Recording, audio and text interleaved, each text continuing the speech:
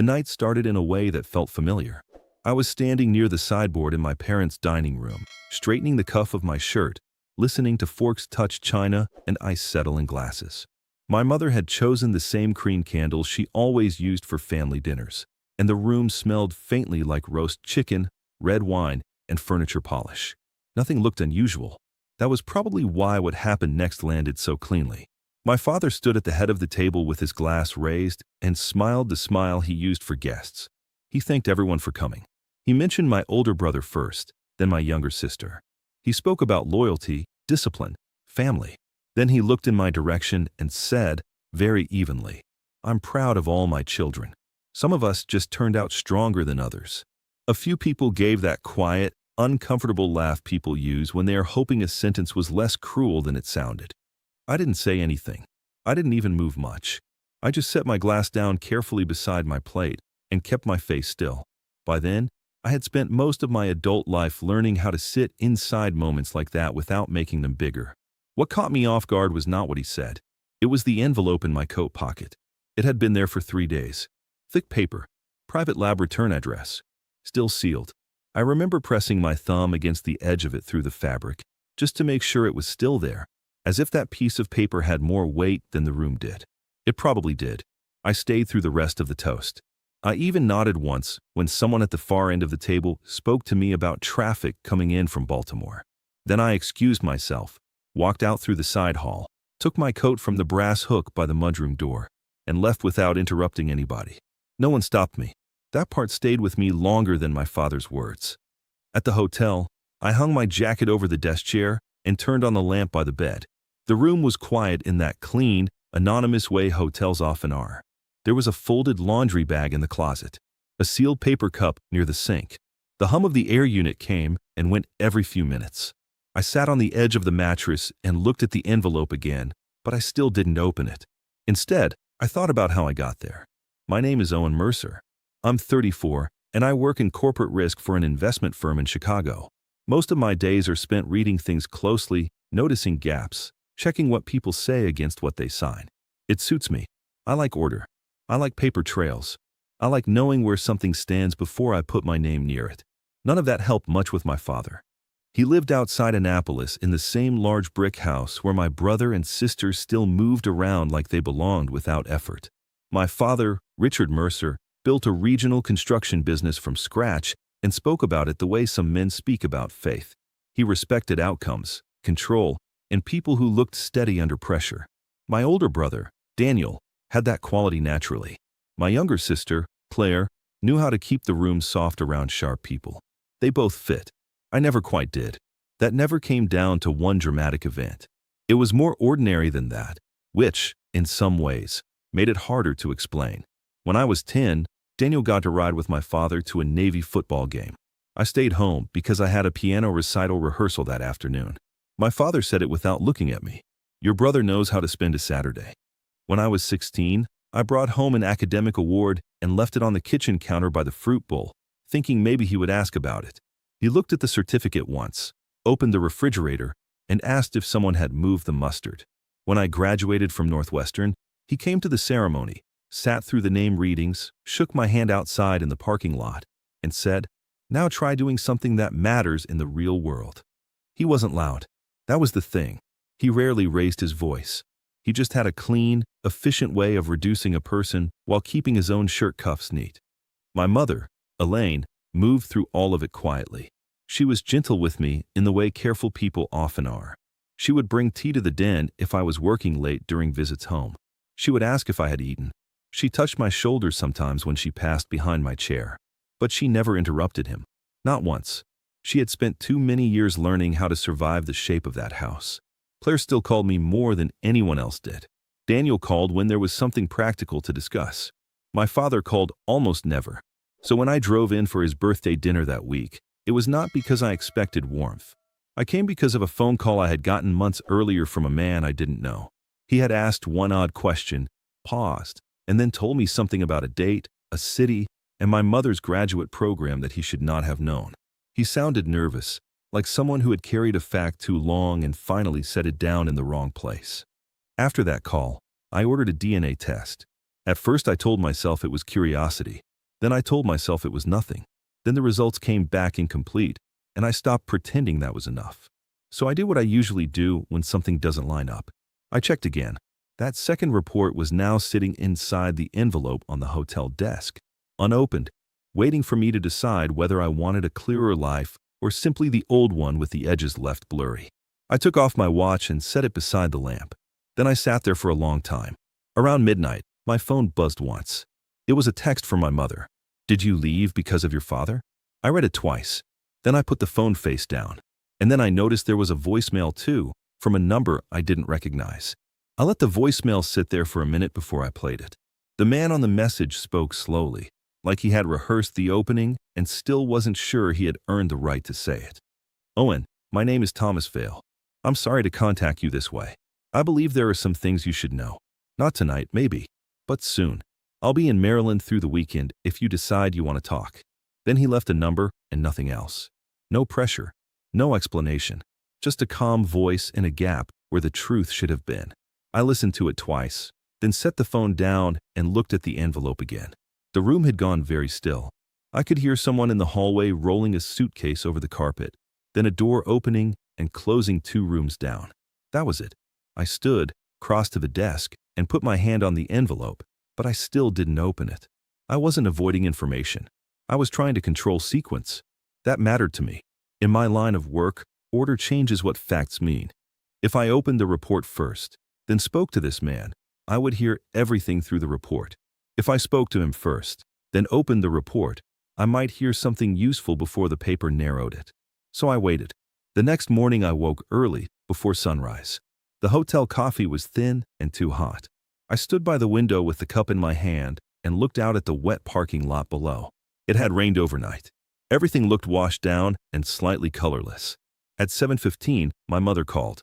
I answered because I knew if I ignored her, she would keep trying. "Owen." Her voice was soft, careful. She always sounded as if she was entering a room she didn't want to disturb. "I'm here," I said. She was quiet for a second. "You left quickly." "Yes." Another pause. Then she said, "Your father was tired." I almost smiled at that. Not because it was funny, because it was familiar. In our family, tired had covered a wide range of things over the years. Cruelty, dismissal, evasion, regret, maybe. It was the word placed over a problem, so no one had to touch it directly. "I'm sure he was," I said. She exhaled softly. I could hear dishes somewhere near her, maybe the kitchen sink. "Claire noticed you were gone." But he didn't. This time she didn't answer. After a moment she said, "Could you come by this morning? I need help finding some old documents in the study. Tax folders. Insurance files. Your father wants them before guests arrive tomorrow." That part was believable. My father liked papers in order before a public event. He liked visible control. But something in her tone was off. Too measured. Too careful. "What kind of documents?" I asked. "Old household records. Some personal files. I'm not sure what box they're in." I looked at the gray sky outside. "All right, I'll come by." She thanked me too quickly. Then the call ended. I showered, dressed, and drove out just after 8. The house looked exactly as it always had from the road. Long gravel drive. White trim. Box hedges cut too neatly. The flagstone walk still damp from the rain. A catering van was already parked near the side gate, and 2 men in black polos were unloading rental tables. My father's parties always ran on timing and surfaces. Every detail had a place. His black SUV was parked beside the garage. I had bought that vehicle for him 2 years earlier after a promotion. I had chosen the exact model he once pointed out at a stoplight and called a serious car. I remember having it delivered with a short note. "Thought you might enjoy this. Congratulations on the new expansion." He never thanked me directly. A week later, a neighbor mentioned that Richard had told people one of his suppliers arranged it as part of a business courtesy. I had not corrected anyone. At the time, I told myself the correction would have sounded childish. Later, I understood it was something else. I was tired of submitting evidence to people committed to not seeing it. When I stepped inside the house, the air smelled like lemon cleaner and coffee. Claire was at the kitchen island cutting strawberries into a glass bowl. She looked up right away. "There you are," she said, and gave me a quick one-armed hug with the knife still in her other hand. "Mom's upstairs." She studied my face for half a second. Claire always noticed more than she admitted. "You okay?" "I'm fine." She gave a small nod that told me she didn't believe me, but wasn't going to push. Daniel came in from the back patio while I was pouring coffee. He had his phone in one hand and his suit jacket folded over his arm, even though it was barely 9 in the morning. He always looked as if he had been expected somewhere important 15 minutes earlier and still managed to arrive on time. "Owen," he said, "you disappeared." I left. I noticed. I leaned against the counter. "That makes one of you." He ignored that. "Tomorrow's already full. Just keep things smooth." It took me a second to process how quickly he had moved there. Not "how are you?" Not what happened. Just an operational request. "Smooth," I repeated. He met my eyes then. "You know what I mean." That was Daniel's way. He rarely argued over the emotional meaning of a thing. He preferred logistics, risk containment. Family, to him, was another structure to maintain. Before I could answer, my mother appeared in the doorway.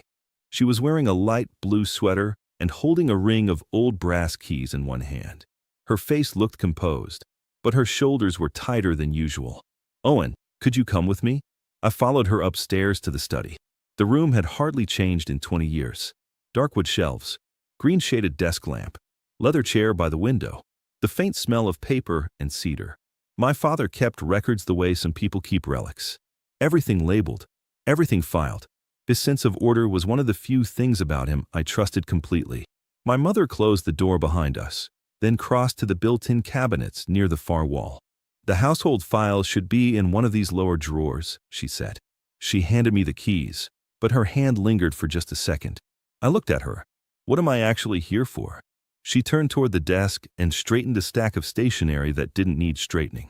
"The files are here. I do need them." That's not what I asked. Morning light came through the side window in a pale strip across the carpet. She kept her eyes on the desk.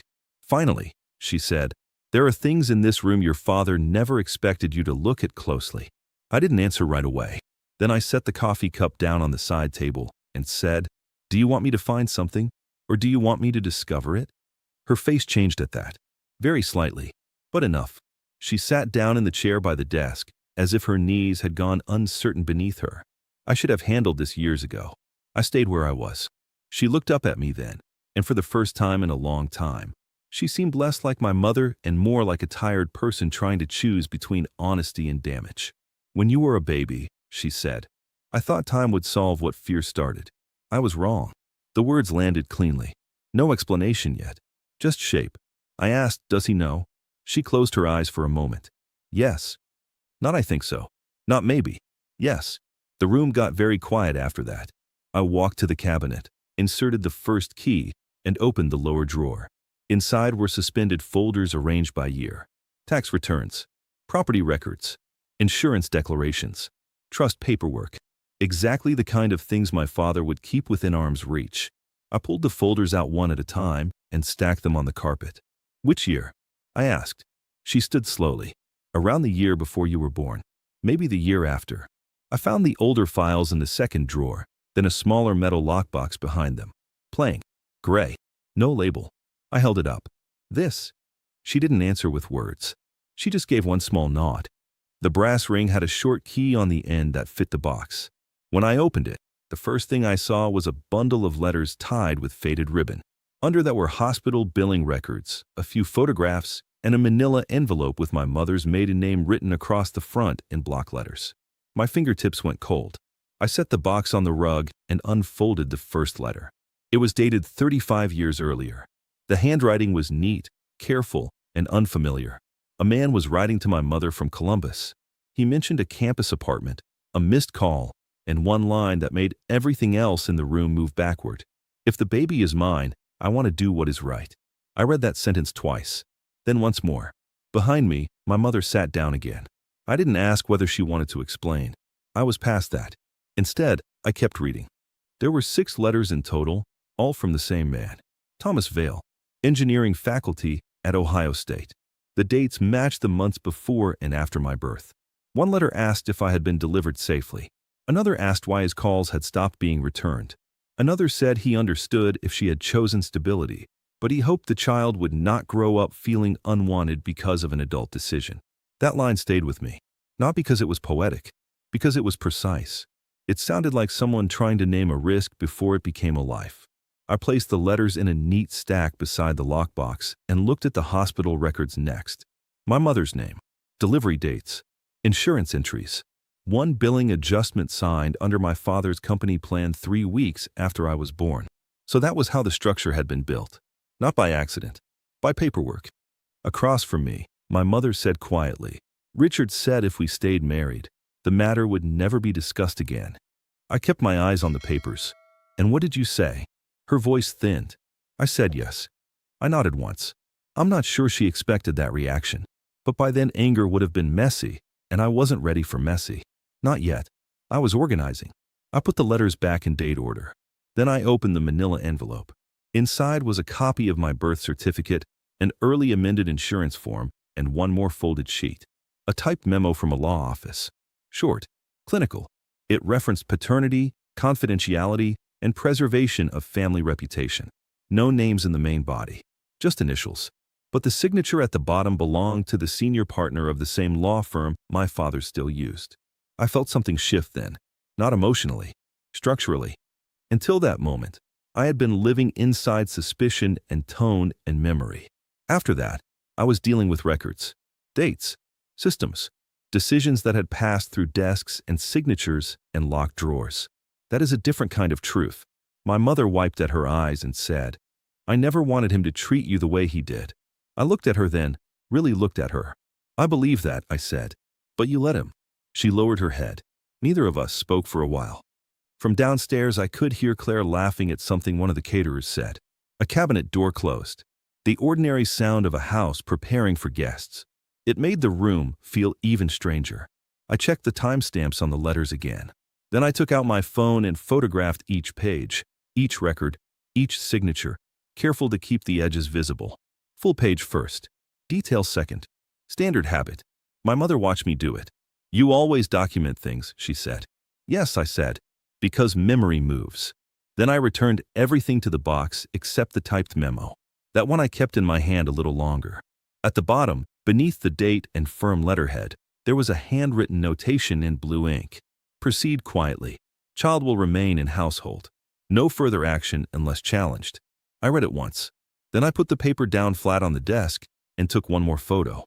A few minutes later, there was a knock at the study door. It was Claire. She took one look at the room, at my mother's face, at the open box on the floor, and stopped. No one said anything right away. Then Claire looked at me and asked, very softly, "What did you find?"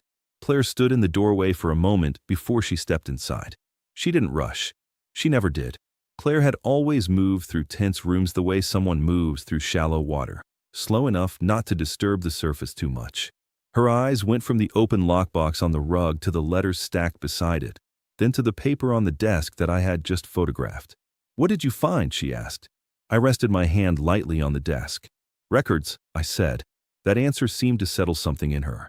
Not the situation, just the tone. Claire understood that word. Records meant facts, and facts meant we were past guessing. My mother wiped her face with the back of her hand and stood up. "Claire, It's okay," Claire said quietly. She walked over and looked down at the letters, but didn't pick them up. Then she looked at me. "Does Daniel know?" "No," I said. She nodded once, then turned to the window and looked out at the driveway where the catering van was still parked. For a while, nobody spoke. The room had that feeling that comes when something long buried is suddenly visible in daylight. Not dramatic, just undeniable. After a minute, I closed the lockbox and placed it back inside the drawer. Claire watched me do it. "You're putting it back?" she asked. "For now." "Why?" "Because tomorrow there's a party in the backyard with about 80 people, and my father believes the world still looks exactly the way he arranged it." Claire leaned against the bookshelf. "That's not an answer." "It is," I said calmly. "Just not the final one." I picked up the typed memo from the desk and slid it into the inside pocket of my coat. Claire noticed that. "You're taking that?" "Yes." My mother sat down again, her hands folded tightly in her lap. "Owen, what are you going to do?" It was a fair question, but it was also the wrong moment to answer it emotionally. I pulled a small notebook from my jacket pocket, the same one I used for work meetings, and set it on the desk. Then I opened it. "Right now," I said, "I'm organizing." Claire gave a quiet breath that almost sounded like a laugh. "That sounds like you." I wrote 3 lines on the first page. Step 1, verify timeline. Step 2. Identify who knew and when.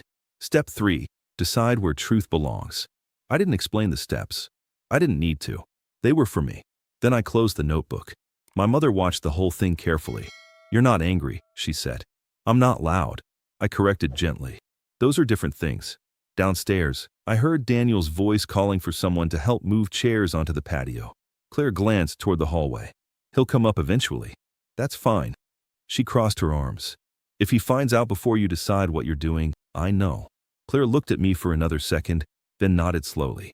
"All right," she said. "Then let's keep the room quiet." She stepped into the hallway and closed the study door behind her. For the next half hour, my mother and I sorted the household files she had originally mentioned. Real files, tax binders, insurance renewals, property assessments. It was strange work to do after what we had just seen, but it had its own usefulness. Ordercom's rooms. Eventually, the folders were stacked neatly on the desk. My mother stood and picked up the top binder. "Owen," she said softly. "Yes." "I'm sorry." I looked at her for a moment. "I believe you," I said. That was the most honest sentence available. When I left the study, Claire was in the kitchen again, this time lining glasses on the counter while a caterer opened crates of plates nearby. Daniel was standing by the sliding doors, typing something into his phone. He looked up when he saw me. "You find what Mom needed?" "Yes." "Good." You put the phone away and studied my face for a second longer than usual. "You sure you're good?" "I'm working on it." Daniel gave a short nod. "That's probably the best answer you've ever given me." Claire glanced between us, but said nothing. I grabbed my coat from the hook near the back hall. Daniel followed me onto the patio. The morning had cleared up. Sunlight was hitting the wet boards of the deck, making everything shine a little too brightly. He leaned against the railing. "You left last night right after Dad's toast." "I did. You planning to make a thing out of it?" I looked at the yard where workers were unfolding white tables across the grass. "Do you want an honest answer?" "Always." "I'm planning to make a decision," I said. Daniel watched me closely. "That sounds dangerous." "It might be." He crossed his arms. "If tomorrow turns into a scene, it won't just land on Dad." "I know. And the business." "Daniel," I said quietly. He stopped. I kept my voice calm. "You're assuming tomorrow is about the business." He studied my face again, more carefully this time. "Then what is it about?" "Accuracy." Daniel frowned slightly. "That's vague." "Yes." He looked past me toward the house for a moment, then back again. "Whatever you're thinking," he said, "do it carefully." "I usually do." He nodded once and pushed off the railing. "I've got calls to make before tonight," he said. "See you tomorrow." He walked back inside. I stood on the patio for another minute. Then I got into my car and drove back to the hotel. The envelope was still on the desk where I left it. I hung my coat over the chair and sat down. For the first time since it arrived, I opened it. Inside were 2 sheets. The first was the DNA report. The second was a confirmation page with lab verification signatures. The language was precise, the way scientific reports always are. Probability of paternity between Richard Mercer and Owen Mercer, 0%. I read the page slowly from top to bottom, not because I doubted it, because reading something carefully is a form of respect for the truth it carries. After a minute, I folded the report and placed it beside the memo from the law firm. 2 documents, 2 systems, 2 confirmations. Then I picked up my phone and listened to the voicemail from Thomas Vale again. This time, I saved the number. I didn't call him yet. Instead, I opened my email and sent a short message to a colleague in Chicago who handled private record searches. "Need timeline verification for law memo signed 1989, Mercer Construction Legal Counsel. Quiet inquiry." I pressed send. Then I leaned back in the chair. The room felt very quiet again. Not empty, just settled. For the first time in a long while, the story of my life wasn't built on tone or memory. It was built on paperwork. And paperwork has a way of waiting patiently until someone reads it out loud. I looked at the 2 documents on the desk. Then I waited. I slept a few hours that night, not much more. It wasn't anxiety that kept me awake. It was organization. Once the structure of something becomes visible, the mind starts placing pieces automatically. By morning, the 2 documents were still on the desk exactly where I had left them, the DNA report and the memo from the law office. I read both again with fresh eyes. The memo carried a date, a law firm letterhead, and a signature. The handwritten note at the bottom, "Proceed quietly." "Child will remain in household," was the most revealing line in the entire room. It meant someone had made a decision long before I had the ability to ask questions. And decisions leave trails. At 8:10 a.m., my phone buzzed. It was the colleague in Chicago. His message was short. Memo authentic. Filed through Mercer Construction Council 1989. Supporting documents likely archived.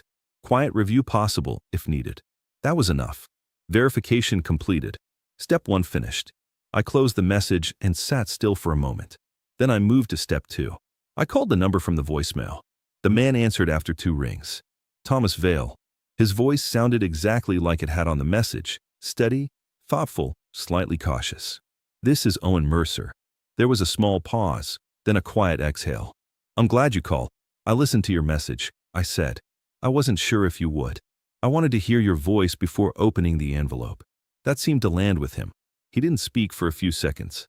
"Did you open it now?" he asked. "Yes." "And it confirmed something," I said calmly. Another pause. Then he said something that told me more about him than any explanation could have. "I never wanted to disrupt your life. Not my life. Your life." That distinction mattered. "I know," I said. "We didn't rush after that."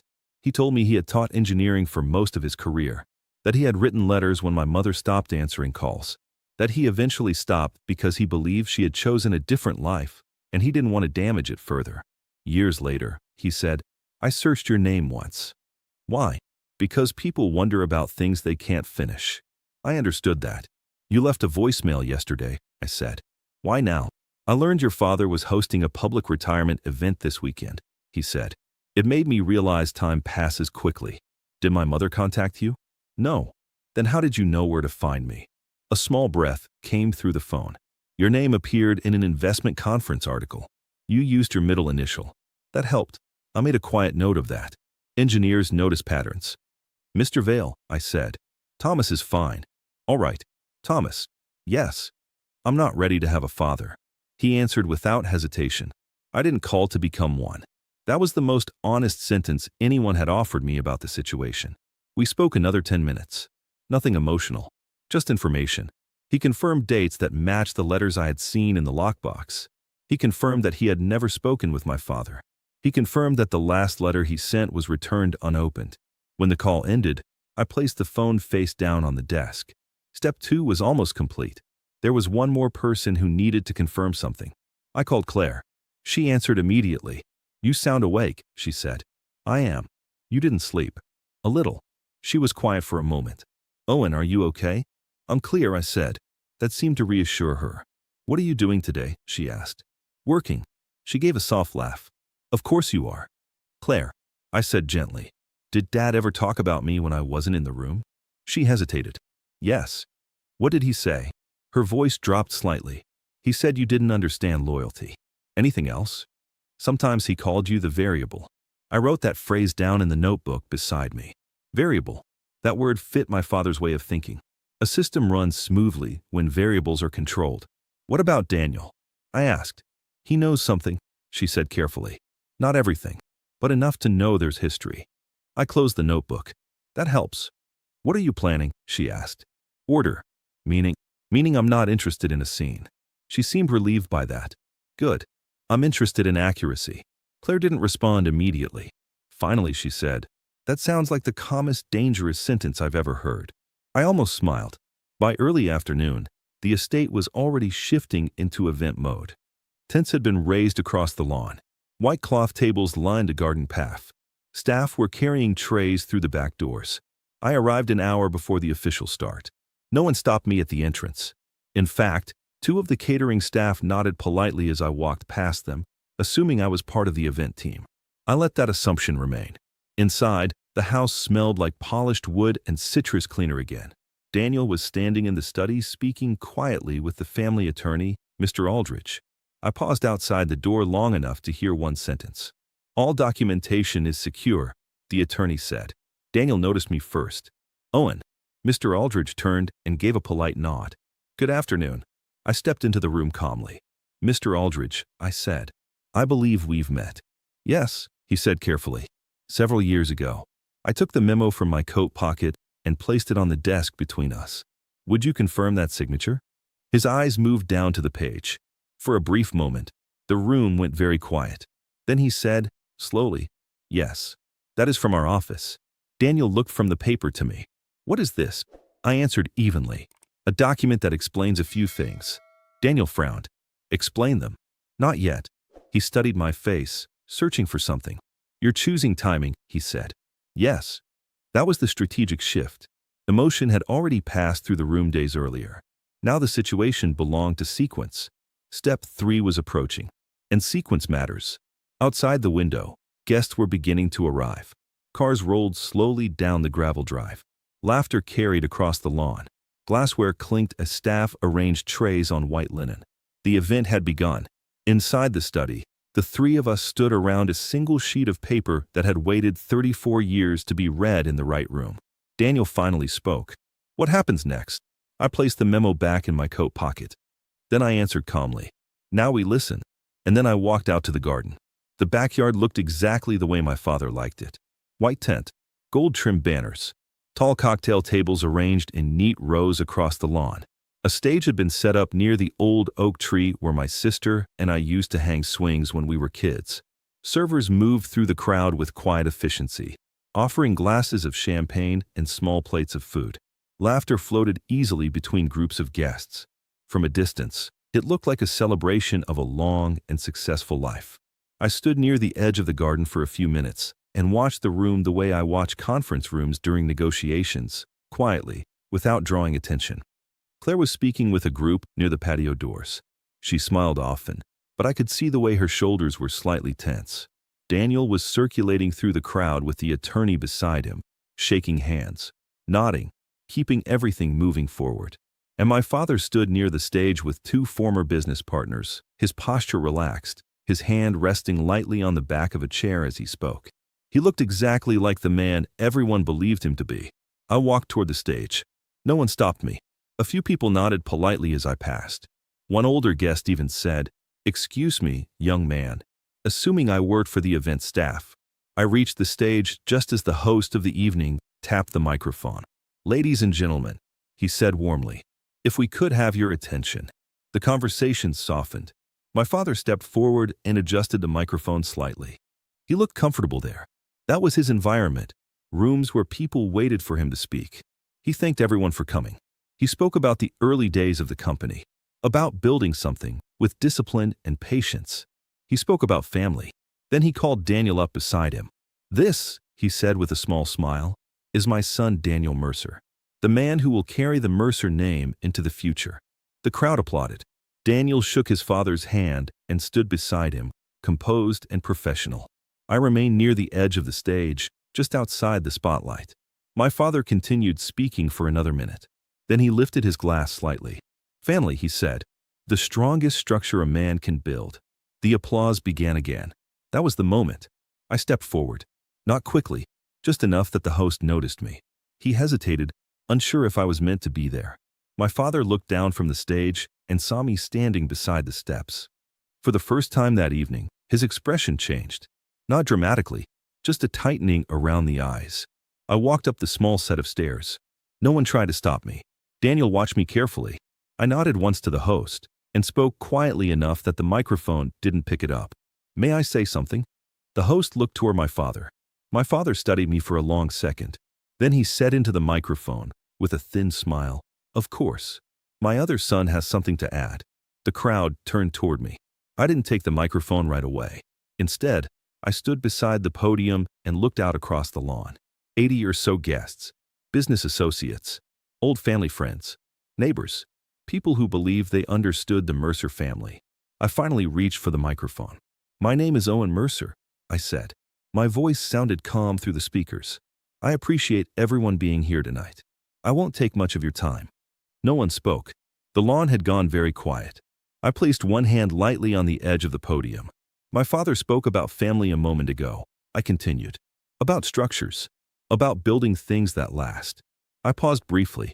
In my work, structures are important too.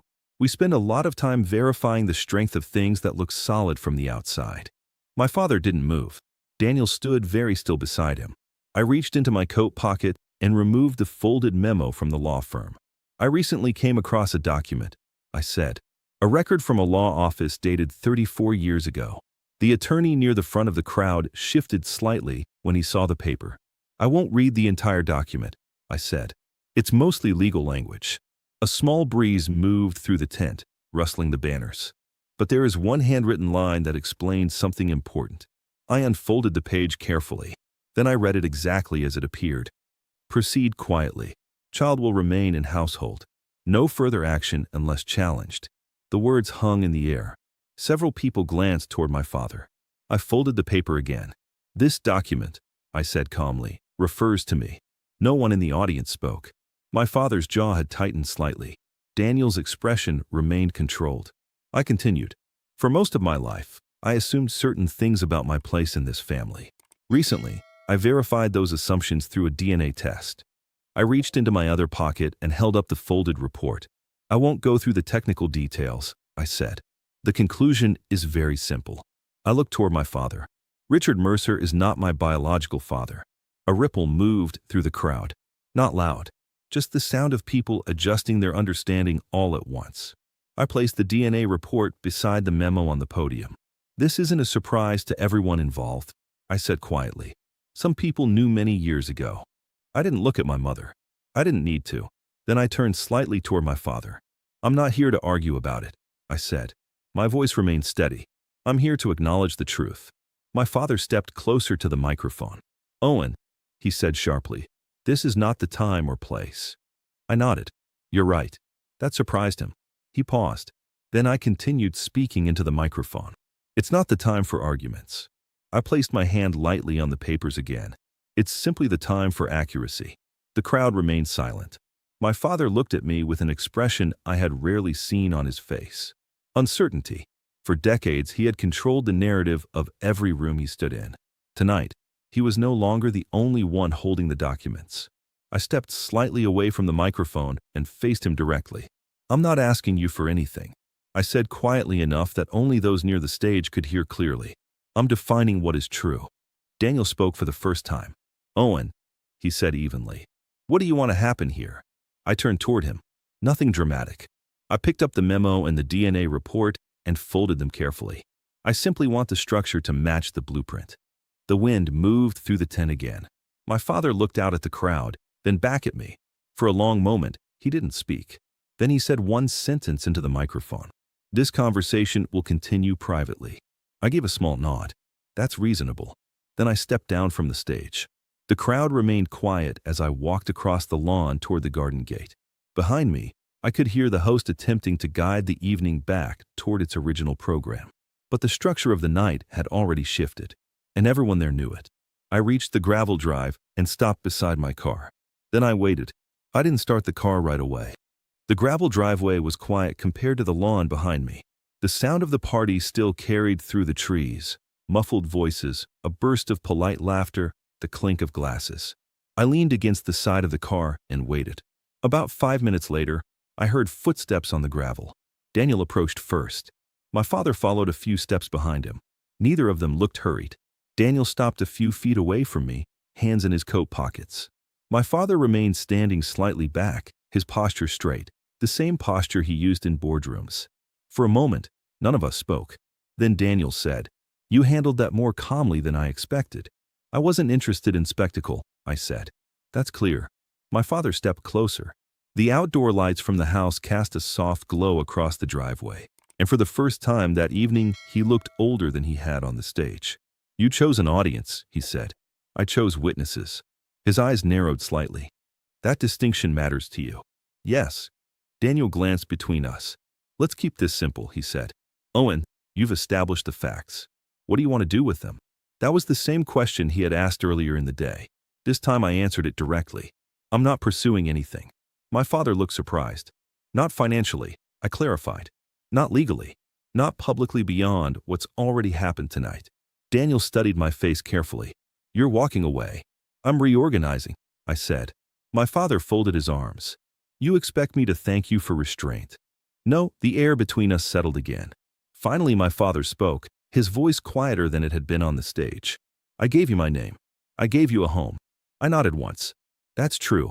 And now you discard it." I took the folded DNA report from my coat pocket and held it loosely in my hand. I'm correcting it. He didn't respond immediately. For most of my life, he had been the one defining the structure of conversations. Tonight, he was adjusting to a different arrangement. Daniel spoke again. "The will," he said carefully. "Is that part of this?" I reached into my jacket and removed an envelope. "I already contacted Mr. Aldrich." Daniel raised an eyebrow. "You move fast." "I move in order." I handed the envelope to him. Inside was a short letter. I had written it earlier that afternoon. Daniel read it silently, then looked up. "You're declining your position in the estate." "Yes." My father watched him closely. Daniel continued reading. "You're also requesting your legal name be updated in the family records." "That's correct." My father's voice came out lower this time. "To what?" I answered calmly. "Owen Vale." The gravel shifted slightly under his shoes as he adjusted his stance. "That man called you." "Yes." "And you're replacing me with him." "No," I said quietly. "I'm replacing uncertainty with accuracy." The difference seemed to settle something in the conversation. No one raised their voice. No one argued. We simply stood there in the quiet driveway while the party continued behind the house. After a moment, Daniel folded the letter again and handed it back to me. "You understand this changes everything structurally," he said. "Yes." "The company." "I'm not part of it." "The estate." "I'm not part of it." "The family." I looked at him for a moment before answering. "That depends on how you define it." Daniel gave a small nod. That answer made sense to him. My father remained silent. Eventually, he said something I had not expected to hear from him. "I knew." The words were simple. I nodded. "I assumed so." He looked toward the house, toward the light and voices beyond the trees. "I made a decision a long time ago. I know. I believed silence would preserve order." That was the memo's wording. He gave a faint, tired smile. "Yes." For a long moment, we both stood there without speaking. Then he said, "You think reading a few documents gives you the whole story?" "No," I said. "I think it gives me enough." Daniel glanced at his watch. "Guests are starting to notice we're gone," he said. He looked at me. "Are you finished here tonight?" "Yes." He nodded. "Then this is probably the cleanest outcome we could have hoped for." My father didn't disagree. I opened the car door. Before I got in, my father spoke again. "Owen." I turned. He stood there in the gravel drive, the lights from the house behind him. "I wasn't a coward," he said quietly. "I thought about the letters in the lockbox, the memo, the decades of silence." Then I answered carefully, "You made a decision." He nodded once. That was the closest thing to agreement we had ever had. I got into the car. As I drove down the long gravel driveway, I could still see the white tint glowing behind the trees. The party would continue. Structures tend to do that. But the blueprint had changed, and everyone who mattered had already seen it. I drove back toward the highway. By the time I reached the city limits, my phone buzzed. It was a message from Thomas Vale. "If you ever want coffee, the door is open. No expectations." I read it once. Then I placed the phone back on the seat beside me and continued driving north. The road ahead was quiet. For the first time in a long time, that felt exactly right. A week later, my apartment in Chicago looked almost the same as it always had. The same desk by the window. The same row of legal pads stacked beside my laptop. The same quiet hum of traffic drifting up from the street below. But the air inside the room felt different. Not lighter exactly, just settled. On Saturday morning, I made coffee the way I always did, strong, no sugar, and opened the small wooden drawer in my desk where I kept personal documents. Inside were a few things I had added over the past few days. A copy of the DNA report, the memo from the law office, the letter I had sent declining my place in the Mercer estate, and a simple form confirming the legal update of my name. Owen Vale. I placed the papers neatly in a folder and closed the drawer. Then I sat down at the desk and opened my notebook. For years, that notebook had mostly held work notes, risk evaluations, timelines, decision trees.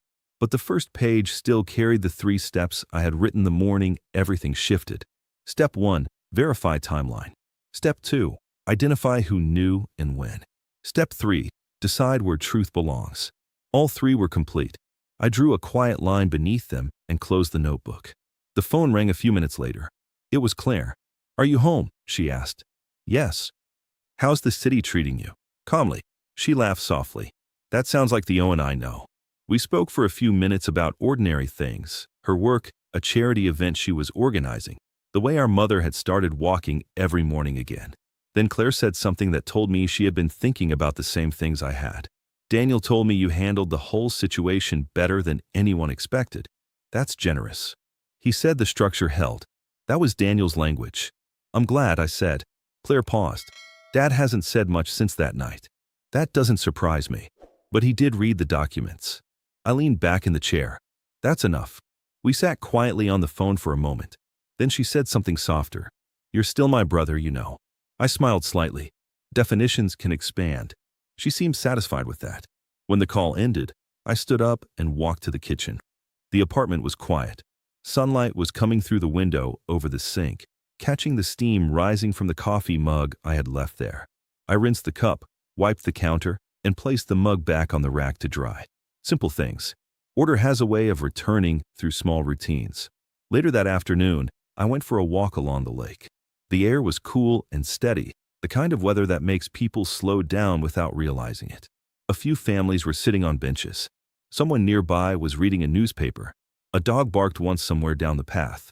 I sat on a wooden bench and looked out across the water. For years, I had believed my life was built inside someone else's structure. That belief had shaped how I worked, how I spoke, how I measured my worth. But structures change, sometimes quietly, sometimes through a single document placed in the right room. I took out my phone and opened the last message from Thomas Vale. If you ever want coffee, the door is open. No expectations. I hadn't answered yet, not because I was avoiding it, because some decisions deserve calm timing. I slipped the phone back into my pocket. A few minutes later, as I stood to leave, an older man sitting at the next bench spoke. Excuse me, he said. Do you know if this path loops back toward the museum? His map was folded the wrong way. I looked at it for a moment and showed him the correct route. Follow the water for 2 blocks, I said.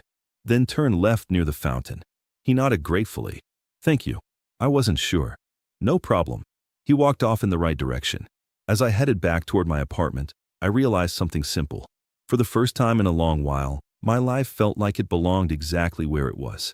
Not dramatic, not perfect, just accurate.